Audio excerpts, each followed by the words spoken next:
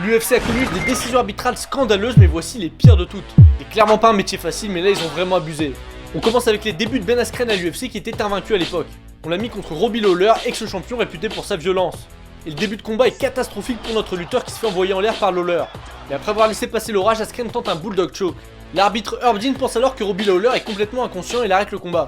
Mais à peine relâché, Lawler proteste immédiatement, il était bien éveillé. Un arrêt beaucoup trop rapide qui a sauvé Ben Askren d'un énorme flop. Cette séquence qui a créé la polémique a eu lieu un an plus tard. Dès le début, Ankalaev touche violemment Kutelaba sur une série de coups. Sauf qu'en réalité, Kutelaba feinte d'être touché pour pouvoir contrer Ankalaev. Sauf que celui qui est tombé dans le panneau, c'est l'arbitre qui a arrêté le combat prématurément. On est vraiment sur un des arrêts les plus absurdes de l'UFC.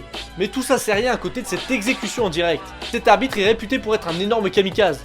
Je parle bien sûr de Mario Yamazaki. Alors lui, il adorait dire qu'il voulait laisser les combattants montrer leur esprit guerrier. Sauf que ce combat entre Shevchenko et Cachoeira lui a coûté sa carrière. Valentina a infligé 230 coups à 3. Et il y a aussi eu 8 minutes 30 de contrôle contre 0 secondes. Mais Yamazaki, déjà réputé pour ses arrêts tardifs, a laissé la punition se poursuivre. Bon, finalement le combat a été arrêté, mais bien trop tard évidemment.